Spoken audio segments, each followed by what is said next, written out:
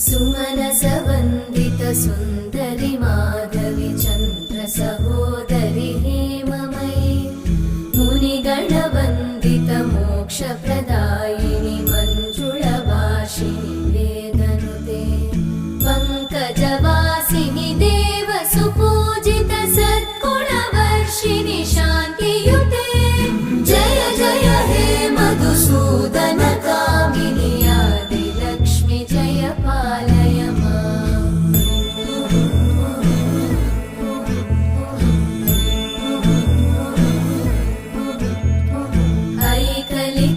ऐकलिकल्मषनाशिनि कामिनि वैदिकरूपिणि वेदमये क्षीरसमुद्भव